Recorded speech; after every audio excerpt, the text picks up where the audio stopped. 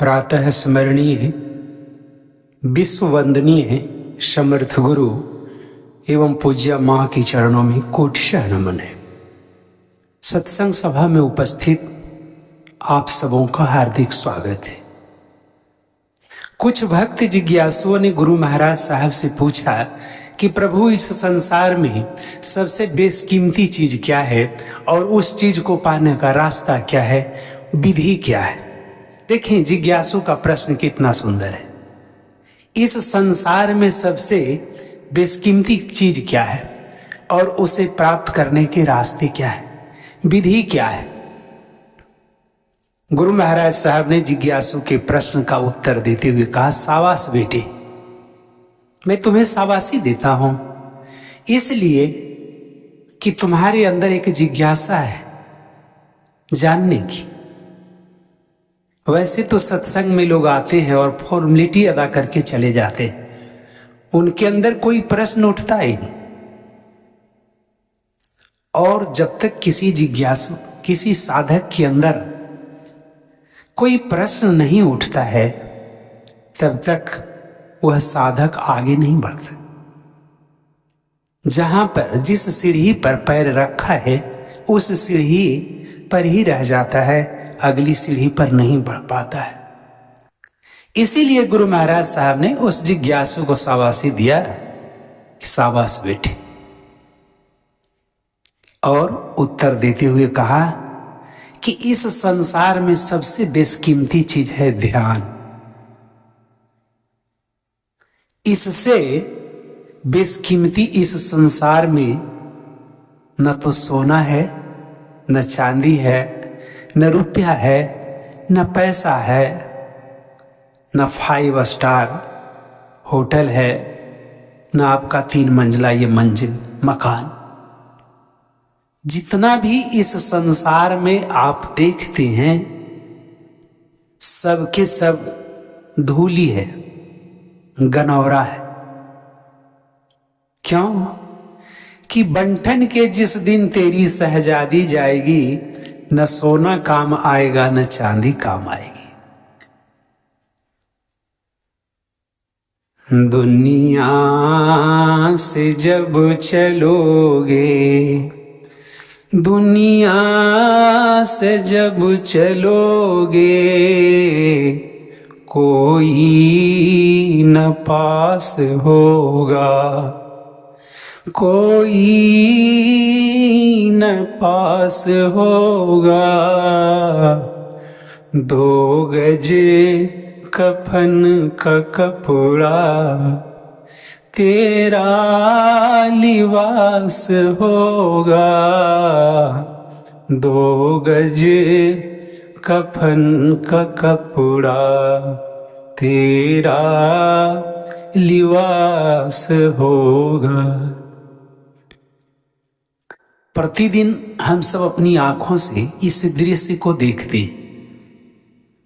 आज हमारे घर में, कल आपके घर में, परसों अन्य के घर में कोई न कोई रोज इस संसार से विदा हो रहे।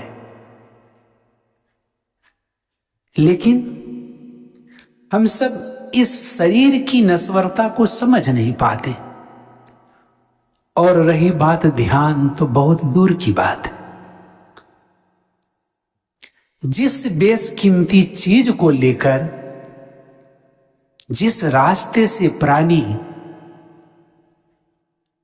भवसागर पार करता है वही ध्यान है। उसे बगैर प्राप्त किए कोई भी प्राणी यहां से पार नहीं हो सकता है। और इसकी विधि किसके पास है? जिज्ञासु पूछता है कि रास्ते क्या है इसके। तो गुरु महाराज साहब ने कहा कि इसका रास्ता, इसका पूंजी केवल समर्थ गुरु के पास है। समर्थ गुरु के अलावे इस संसार में परमात्मा ने इसकी चाबी किसी को सुपुर्द नहीं किया है। वैसे तो गुरुओं के भेष में बहुत लोग टहल रहे हैं, बहुत सी सिद्धियां भी प्राप्त कर लिए हैं, वेद बड़ा सुंदर पाठ करते हैं, गीता बड़ा सुंदर पढ़ते हैं, रामचरितमानस एक एक चौपाई कंठस्थ किए हुए और कुछ चमत्कार भी दिखा देते हैं, और हमारा परिवार समाज उस चमत्कार में फंसकर अपने को गिरा देता है, पतित हो जाता है।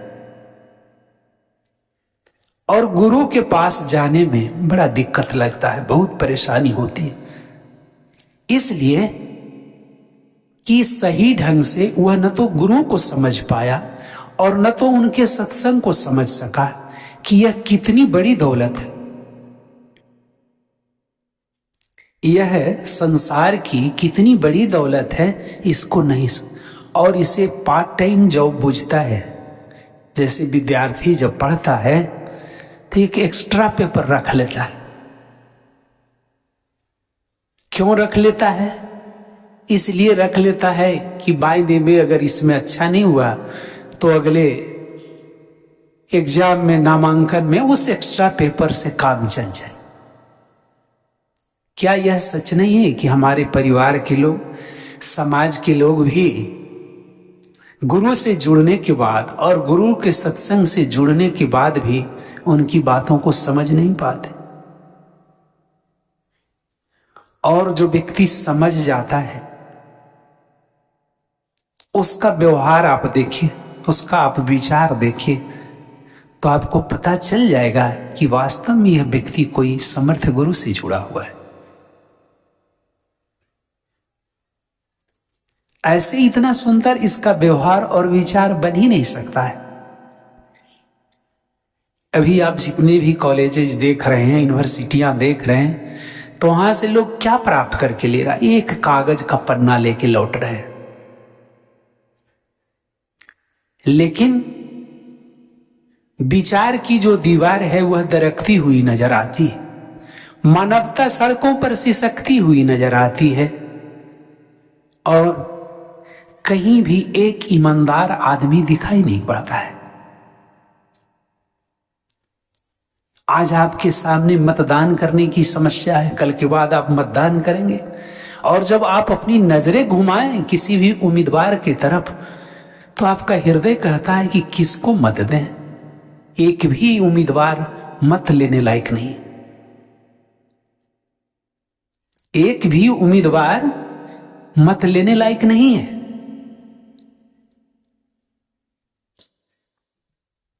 कितनी बड़ी विसंगतियां हमारे समाज में फैली हुई है। लेकिन कभी आपने गौर किया, विचार किया कि इतनी बड़ी विसंगतियां आने का कारण क्या है? तो उसका एकमात्र कारण है कि आप गुरु से अलग हैं, अपने जीवन में कभी गुरु की खोज नहीं की, और यदि गुरु आपको प्राप्त भी हो गया तो आप दूसरे दुनिया में चलने लगे। ठीक है, देखो भाई, कभी फुर्सत मिलते ही तो कर ले सत्संगवा।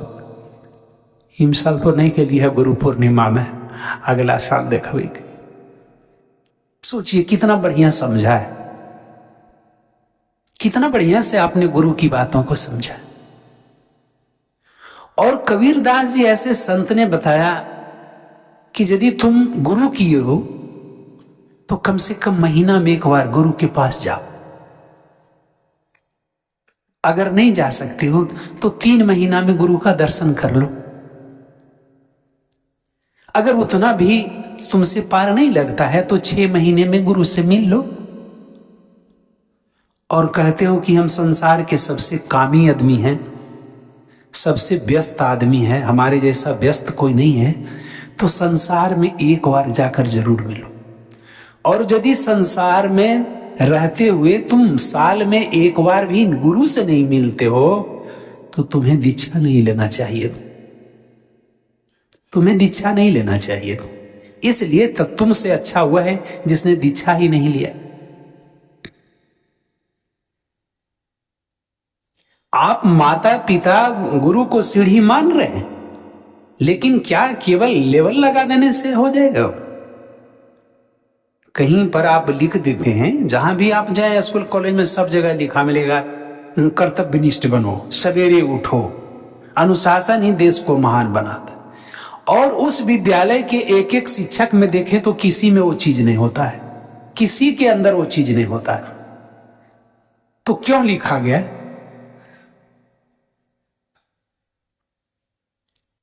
चरित्रवान बनो। आपने तो स्लोगन डाल दिया है दीवार पर, तो क्या उस स्लोगन से हमारे बच्चे चरित्रवान हो जाएंगे, कर्तव्यनिष्ठ हो जाएंगे? कि जब तक हम उसे व्यवहार में नहीं ढालेंगे, खुद अपने नहीं बनेंगे, तब तक हमारे बच्चे कैसे बनेंगे?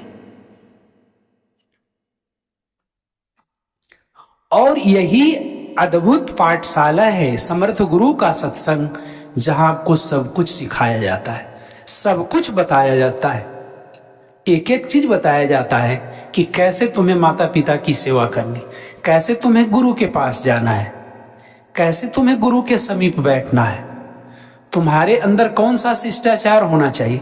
इन सारी बातों की जानकारी आपको गुरु के पास मिलता है, गुरु के सत्संग में मिलता है।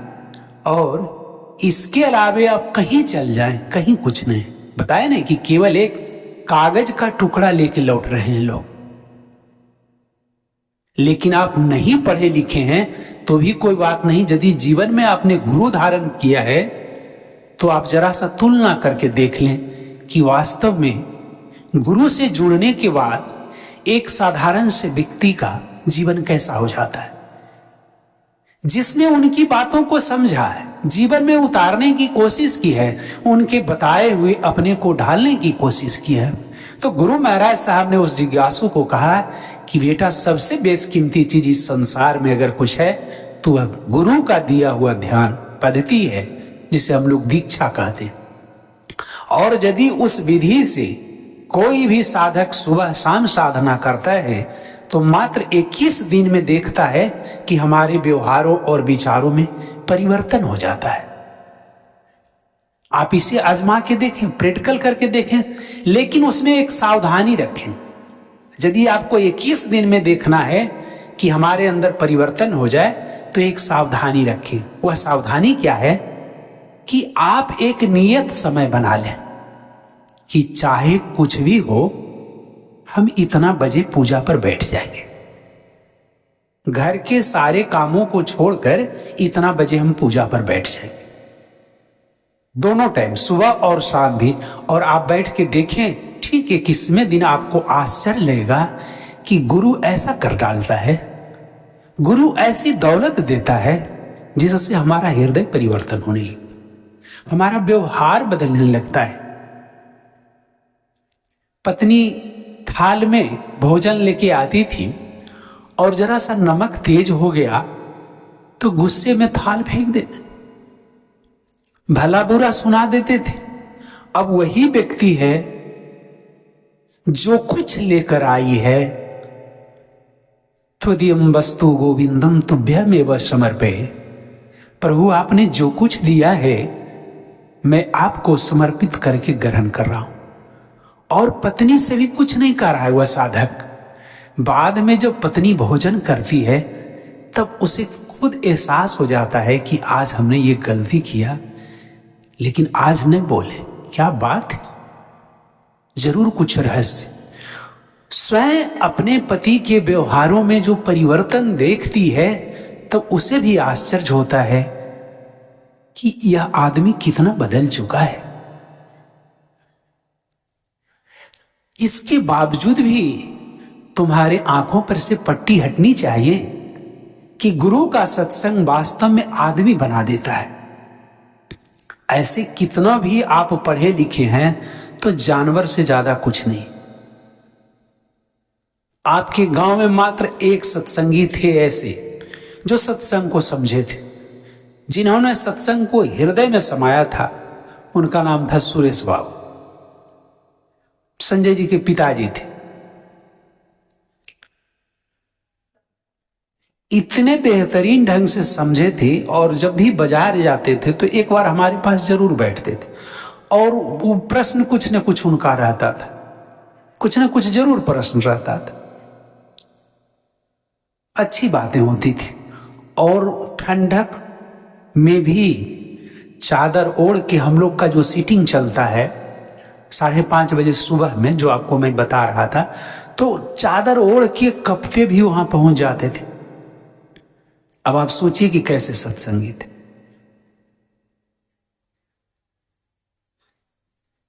और उन्हें बहुत अफसोस होता था, डॉक्टर साहब भगवान से आप लोग मिला दिए हमको। भगवान, हम रामचरितमानस पढ़ने में ज़्यादा समय दिए लेकिन इस चीज़ को समझ नहीं सके कि हमें गुरु खोजना है। हम कही चलिए अंतिम समय में भी तो समर्थ गुरु का दर्शन हो गया, हाँ तो ये तो संतुष्टि है, लेकिन हमारे पास समय कम है। तब हमने उनको समझाया कि सुरेश बाबू, समय अगर कम है तो भी आप चिंता न करें, इसलिए आपके हाथ को गुरु महाराज साहब ने पकड़ लिया है। और गुरु जब एक बार हाथ पकड़ लेता है तो खाली नहीं छोड़ता है, खाली नहीं छोड़ता है जब तक आपको पार न कर दे। यह तस्वीर ऐसे महापुरुष की है, ऐसे महापुरुष की। और सोचिए कि कितना समझदार थी, कितनी समझदारी उनके अंदर थी। इसलिए कि बात बनाने में उन्हें तनिक विश्वास नहीं था, काम की बात अगर करें तो काम की बात कर दें। तो गुरु महाराज साहब ने उस जिज्ञासु को कहा कि बेटा, सबसे बेशकीमती चीज है ध्यान, लेकिन तुम्हारा परिवार, तुम्हारा समाज अगर किसी चीज से भागता है तो वह है ध्यान। दिन भर सहता है, मंदिर में जाके पूजा करता है, अब आके घर में कहता है कि तो आज सहल है लियो, पूजा के लियो है। कितना पीछे है हमारा परिवार, हमारा समाज। और भगवान वहां शर्त लगा रखे हैं, निर्मल मन जन सो मोह पावा, मोह कपट छले छिद्र न भावा। यदि तुम मेरी भूमि पर आना चाहते हो, यदि तुम मेरे आंगन में आना चाहते हो, तो सबसे पहले अपने मन को साफ कर लो। यह रामचरितमानस में लिखा हुआ है, निर्मल मन जन सो मोह पावा। भगवान का शर्त है, लगा रखे हैं। कह रहे हैं कि मंदिर में जाने से हम खुश नहीं होंगे, अनुन्वय एकादशी करते रहो तो हम खुश नहीं होबो। जब भी हम खुश होबो तो गुरु के पास आने से, गुरु की बताई हुई उस ध्यान की विधि को करने से, ताकि हमारी भूमि पर तुम उस विधि के माध्यम से पहुंच सको। लेकिन अब विचार करके आप देखें, गौर करके देखें, तो कोई भी अनपढ़ चाहे पढ़ा लिखा चाहता है सत्संग में जाना? क्यों नहीं जाना चाहता है? इसलिए कि यहां एक अनुशासन है, गुरु की दी हुई जो प्रणाली है, उस प्रणाली के तहत ही आपको चलना। इसमें अनुशासनहीनता बर्दाश्त नहीं है। तो गुरु महाराज साहब ने कहा कि बेटा, संसार का जो बाह्य पूजा है, उस बाह्य पूजा में नहीं फंसना चाहिए। तो जिज्ञासु ने कहा कि तब क्या गांव में जो मंदिर है उसको हटा दिया जाए? देखिए कितना सुंदर प्रश्न है। गुरु महाराज साहब ने कहा कि बेटा, मंदिर हटाना नहीं, मंदिर बनाना भी ठीक है, मंदिर चमकाना भी ठीक है। तो वह किसके लिए है? तुम्हारे घर में जो 12 बरस से नीचे बालक या बालिका है, तो उसको जब भगवान के बारे में तुम्हें बताना होगा तो उस मंदिर में ले जाकर के ही बताना है कि इसमें भगवान रहते हैं, ताकि वह भगवान के प्रति उसके अंदर आस्था पैदा हो, श्रद्धा पैदा हो, विश्वास पैदा हो। उसके बाद ज्यों ही उसका उम्र 12 से आगे होता है, त्यों ही उसको गुरु के चरण में ले जाकर गुरु के बाह में दे देना है। इसलिए कि अब उसकी पूजा की अगली पढ़ाई शुरू होगी। यह तो मनोहर पोथी था, घंटी दुलाने वाला, दिया दिखाने वाला मनोहर पोथी था। जैसे छोटा बच्चा को आप मनोहर पोथी देते हैं, क से कबूतर, ख से खरहा, ग से गमला, घ से घर, तो जिंदगी भर वो बुतरुआ के तुम मनोहरे पोथी देले रहो, तबल नहीं। तो जैसे बुतरुआ बड़ा हुए तो कहोगे रानी मदन अमर दही न लाग के तुम्हारे। अब जरी बढ़ले हो, जरी आगे वाला विषय पढ़ाई ना, अब पूजवा में एक विषय पढ़ते रहो, सब मंदिरिया में घंटिया बोलते रहो, तब कैसे विकास होते? हृदय की जो मलिनता है, हृदय की जो संकीर्णता है वह विशालता में कैसे परिवर्तित होगी। गुरु यही तो सिखाता है।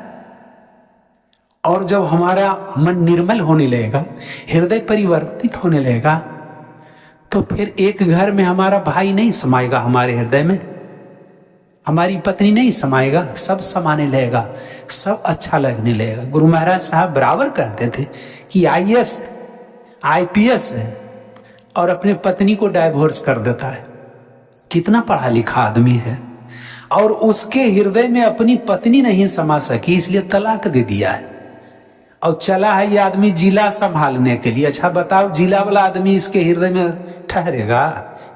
जब एक पत्नी को तुम नहीं संभाल सकते हो, तुम्हारे हृदय में जगह नहीं, कितना तुम निर्दयी हो। पूरा उम्र गुजर जाता है और अच्छे अच्छे विद्वान पत्नी का अर्थ नहीं जानते। मैं कई एक विद्वान से मिला हूं, पूछा हूं, तो भी पत्नी का अर्थ नहीं जानते। सही माने में पत्नी वही है जो अपने पति को पतित होने से बचा ले, अपने पति को धर्म के रास्ते पर मोड़ दे, वही पत्नी है। और दूसरी पत्नी नहीं हो सकती। पत्नी की परिभाषा ये, इतनी संवेदना आपके अंदर होना चाहिए कि वास्तव में पति की क्या जरूरत है, क्या दिक्कत है, उन कठिनाइयों को आपको समझना। तो केवल पत्नी को ही नहीं समझना है, पति को भी उतना ही सतर्क रहना है कि वास्तव में हमारी पत्नी को क्या तकलीफ है, क्या जरूरतें हैं। और जब ऐसा एक दूसरे का हम ख्याल रखेंगे, क्या कभी हमारे रिश्तों में दरार आ सकता है? नहीं आ सकता है, कभी नहीं दरार। वह उन्नत बन इतना सुंदर बन जाएगा कि जिसके लिए आप पूजा करके सोचते हैं कि स्वर्ग प्राप्त होगा, स्वर्ग ऊपर नहीं है, स्वर्ग नरक सब यही है, हमारे घर में है। जिस घर में प्रेम पूर्वक कोई गृहस्थ धर्म का पालन करता है, पति पत्नी, वहां स्वर्ग है। जहां कोई वैमनस्यता नहीं है, लड़ाई नहीं है, झगड़ा नहीं है, कटुता नहीं है, वह स्वर्ग है, वही स्वर्ग है। और उसे कहीं खोजने की जरूरत नहीं, कहीं जाने की जरूरत नहीं। तो गुरु महाराज साहब ने कहा कि बेटा, स्पष्ट हो गया कि इस संसार में सबसे बेशकीमती चीज ध्यान है, और उस ध्यान की विधि को जानने के लिए तुम्हें अपने जीवन में गुरु की खोज करनी चाहिए। क्यों? इसलिए कि गुरु खोज का विषय है, और जिस ईश्वर के लिए तू अनोनय काशी करा है, इतना बड़ा पूजा करा है, 40 लाख के जग करा, अनुष्ठान करा है, वो अनुभव गम्य है, अनुभव के विषय है। और वो अनुभव तब होते जब हमारे सबके जीवन में गुरु मिलते। जैसे हमारे अंदर जब जिज्ञासा उठी थी और जब मैं गुरु महाराज साहब के समीप गया था, तो इसी बात को पूछे थे कि कह सुनाऊं कि कर दिखाऊं।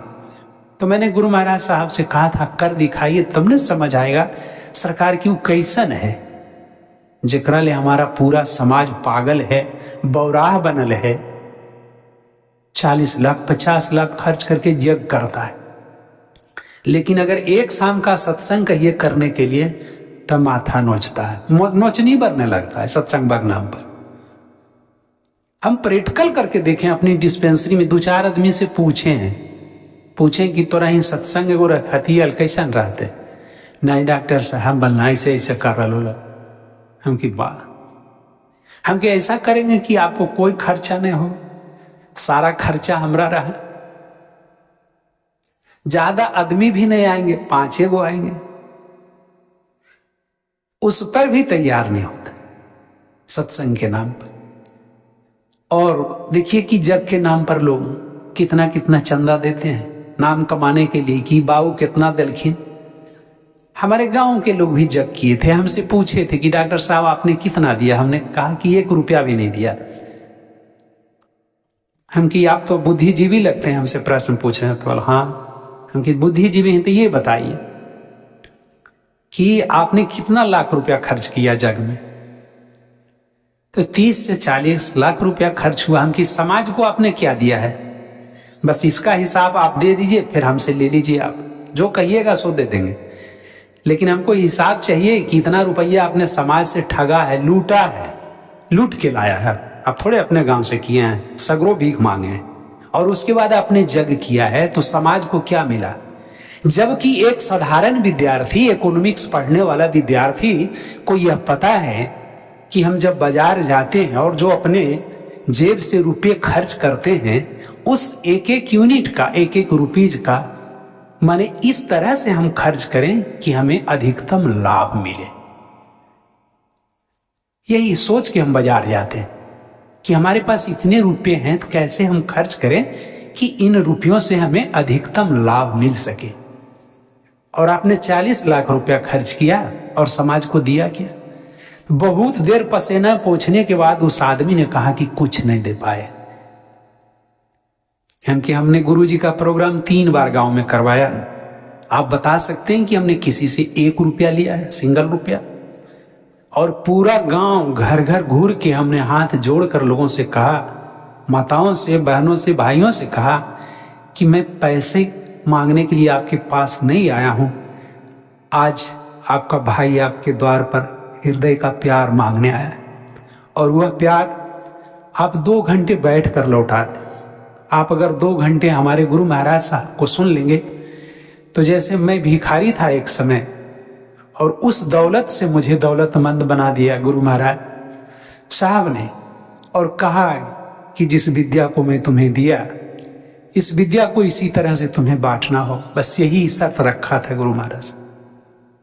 हमने यही उस व्यक्ति से कहा कि हमने 3 बार प्रोग्राम करवाया अपने गांव में, लेकिन एक भी आदमी इस रास्ते पर चलने के लिए तैयार नहीं, जिससे परिवार का ही नहीं, समाज का नहीं, सारे संसार का रिश्ता अगर कहीं ठीक होने का जगह है तो ऐसे गुरु का सत्संग है। आना है तो आके देख लो, और आजमाना है तो आजमा के देख लो। और किसी भी सूत्र से हमारा और आपका जीवन सुंदर नहीं बन सकता है, किसी भी सूत्र से। इसलिए कि मन की जब तक निर्मलता प्रारंभ नहीं होगी, मन की मलिनता दूर नहीं होगी, तब तक ले हमारा व्यवहार बदलेगा ही नहीं। तो फिर वह व्यक्ति अवाक रह गया हम कि हाँ यही अंतर है। और जो करवा रहा था उस व्यक्ति से भी मैं कहा था कि क्यों इतना रुपया समाज का बर्बाद कर रहे हो?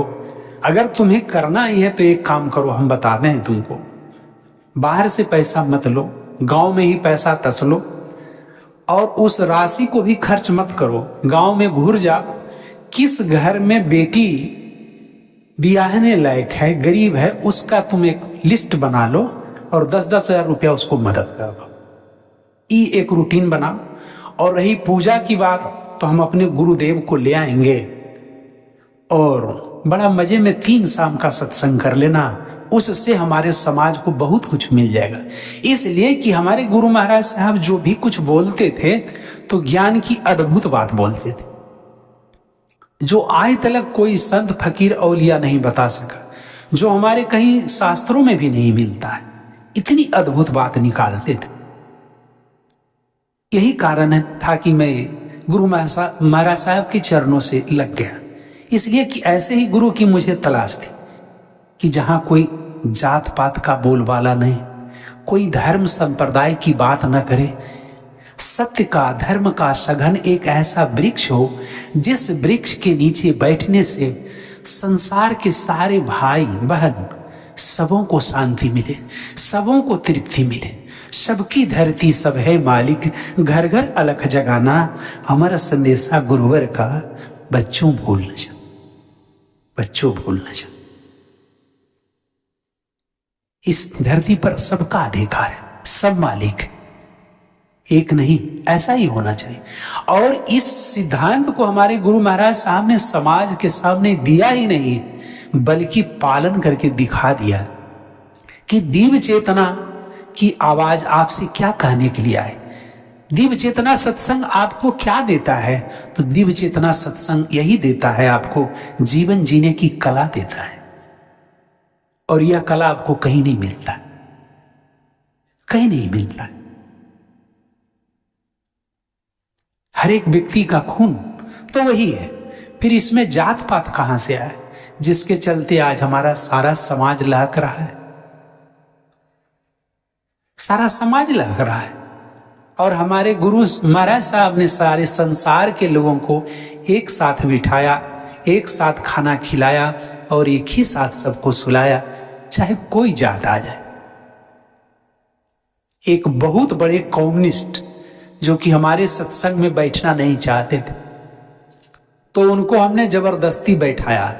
हम कि आपसे हम पैसा नहीं लेंगे, आपसे हम कुछ नहीं लेंगे और बदले में हम आपको नाश्ता फ्री देंगे, भोजन फ्री और ठहरने की व्यवस्था। आप हमारे गुरु महाराज साहब को एक बार सुन लीजिए। बहुत भाव विनय देने के बाद उन्होंने बैठा, और जब बैठा और गुरु महाराज साहब को सुना तो एक ही बार में वह व्यक्ति दीवाना हो गए और उस व्यक्ति को कहना पड़ा कि हम तो समझते थे कि हमसे बड़ा कोई कम्युनिस्ट इस क्षेत्र में नहीं है, बरबीघा के थे, लेकिन जब आपके गुरु महाराज साहब के पास आए तो सारा नशा चकनाचूर हो गया। सच्चा कम्युनिस्ट तो आपके गुरु महाराज साहब है।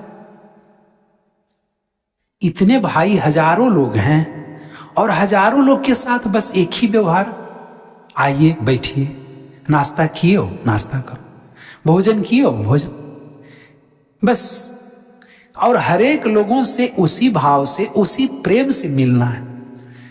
तो गुरु महाराज साहब ने जो चीजें दी उससे यदि हम सीखें और अपने जीवन में उतारें तो क्या यह सच नहीं है कि हम सबका जीवन भी निहाल हो जाए? गुरु तो यही देता है, गुरु और बांटता क्या है? इसके अलावे गुरु किसी ढंग की बात नहीं करता। गुरु महाराज साहब आश्रम में बैठे हुए थे और एक महिला आई और इनके पैर पर 200 रुपया गिरा दी, गुरु महाराज साहब के पैर पर, और पैर पकड़ के रो रही थी। तो गुरु महाराज साहब देखे जब नीचे तो कहीं नहीं, रुपया कौन गिराया है पैर पर? वहां पर खड़े थे कि सरकार ये महिला गिराया। तो महिला से कहे कि पहले तुम ये जो पैसा हमारे पैर पर है इसको तुम आंचल में बांध लो, उसके बाद हमसे बात करना। अगर तुम इस रुपये को नहीं उठाती हो तो बात नहीं करेंगे। लेकिन कितना ऊंचाई था हमारे गुरु महाराज, उसका लेवल बता रहे हैं आपको। तो आंचल में बांध दिया और रो कर कह रही थी, हम तो हर मरम जानो ही, हम तो हर मरम जानो ही। तो गुरु महाराज साहब कहें कि की हमर मरम जानो तो से शबल हमरा बहनी के दल हो कैसवा जीता। तो गुरु महाराज साहब ने कहा कि सावधान, सावधान हो जाओ। तो मैं अपने जीवन में किसी को मुकदमा नहीं जीता था, पहला बात। किसी को पुत्र नहीं देता, किसी को मैं पुत्र नहीं देता, किसी को मुकदमा नहीं जीताता, किसी का घर नहीं बनाता, और किसी भी ढंग का हमारे पास चमत्कार नहीं। हमारे पास परमात्मा ने एक ऐसा चाबी दिया है, उस चाबी से अगर चाहो तो संसार का सारा खजाना तुम खोल सकते। यदि तुम्हें मंजूर है तो तुम्हें मैं वो चाबी दे सकता।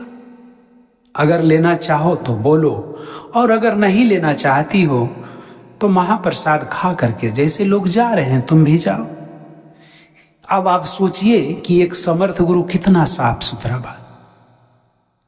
हम लोगों का जब स्पेशल ट्रेनिंग चल रहा था तो उस ट्रेनिंग में बहुत सारी बातें गुरु महाराज साहब से होती थी। तो गुरु महाराज साहब के साथ बैठे हुए थे तो हम ही लोगों के बीच से एक शिक्षक ने गुरु महाराज साहब से कहा कि सरकार बल कुछ ऐसा विद्या बताते जिससे कुछ चमत्कार भी होता। तो गुरु महाराज साहब ने बहुत कस के डांटा और कहा कि वह विद्या तो है लेकिन तुम लोगों के लिए नहीं है,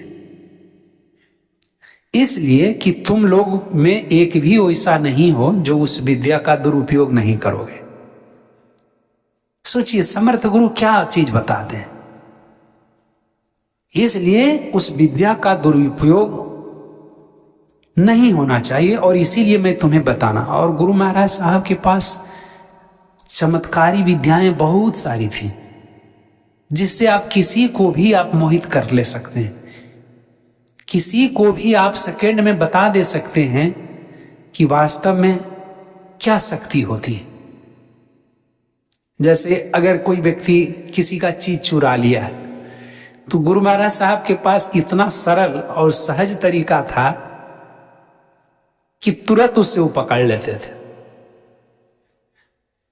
तुरंत पकड़ लेते थे। लेकिन इसके बावजूद भी तांत्रिक विद्याओं को जानते हुए भी गुरु महाराज साहब ने इसका उपयोग कभी गलत तरीके से नहीं किया, और इसीलिए हम लोगों को वंचित रखा कि यह गलत चीज है। जो सही चीज है वह है तुम्हारा ध्यान, और वही संसार के सारे गूढ़ रहस्यों को खोल देता है। जैसे जैसे तुम्हारी साधना आगे बढ़ेगी, तुम्हारे अंदर से अनुभव आने लगेगा।